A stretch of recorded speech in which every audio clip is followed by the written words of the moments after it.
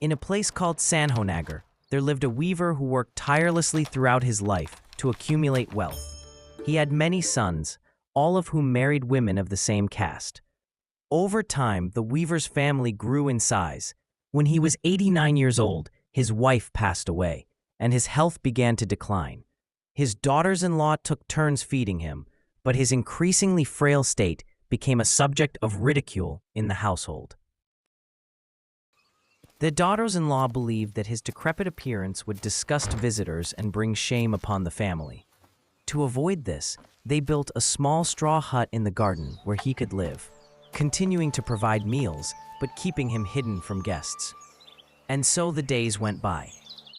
One day, the master Garab Dorje came to the area near Sanhonagar and sought alms from the eldest son of the old weaver. The son agreed and asked the master to wait while food was prepared. After the meal was ready, he invited the master inside and offered him food. Upon finishing his meal, the master intended to leave, but the lady of the house urged him to stay the night. The master politely declined, explaining that he wasn't used to the comfort of beds inside houses. She then arranged for him to rest in the garden. The master accepted and inspected the guest hut, finding everything adequate, and went out for a stroll. The old weaver, hearing an unfamiliar sound outside his straw hut, called out, "Who is out there?" Garab Dorje replied, "I am a wandering monk passing through," and entered the old man's hut. "Who are you?" asked the monk. "I am the father of the weavers who live here," replied the old man. "In my youth, I managed both family and business, but now, in my old age, I am insulted and humiliated by my children and their wives. They hide me away in this distant garden hut so that guests won't see me.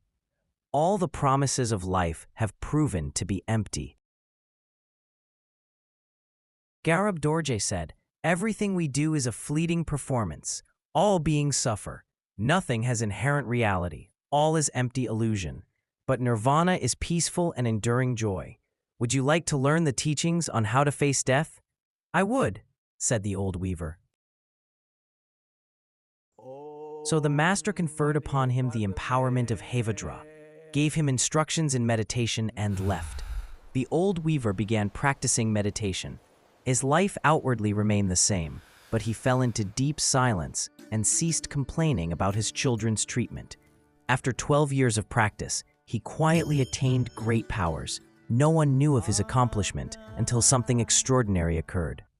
One day, after the family had completed weaving an exquisite carpet, the eldest son forgot to bring the old man his meal.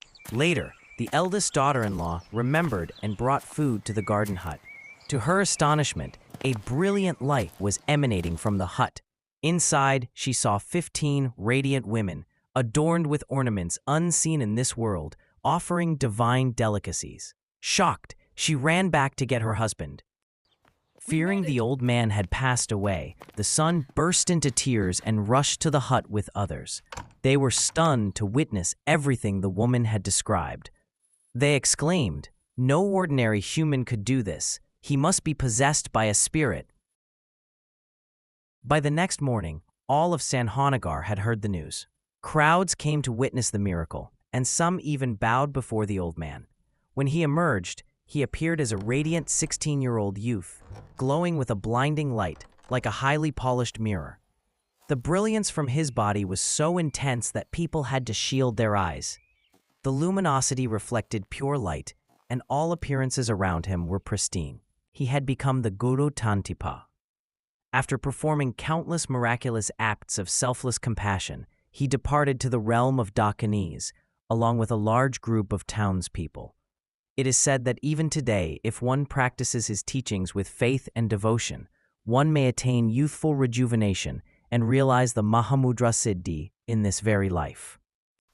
Tantipa's song of realization follows the style of many other siddhas. He used the metaphor of weaving to describe his path of yoga. The practitioner's body and mind are likened to a loom, representing the wisdom dakini. The threads are one's experiences, symbolizing the 5 wisdoms: mirror-like wisdom, equalizing wisdom, discriminating wisdom, accomplishing wisdom, and the wisdom of the Dharmadhatu. The Guru's teachings are the comb that processes the threads into fabric. When pure, spontaneous wisdom arises without interruption, the woven cloth, the union of space and wisdom, becomes the Dharmakāya, the ultimate body of truth. Garab Dorje promised to teach Tantipa the methods to face death.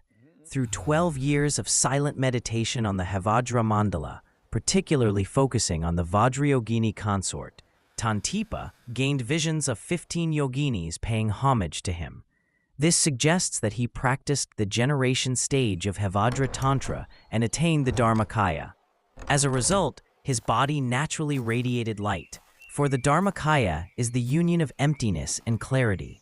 At the time of death, those who have not realized this are pulled by karmic habits into rebirth, but the accomplished ones merge mother and child luminosity and can manifest incarnations in any of the 6 realms with selfless compassion.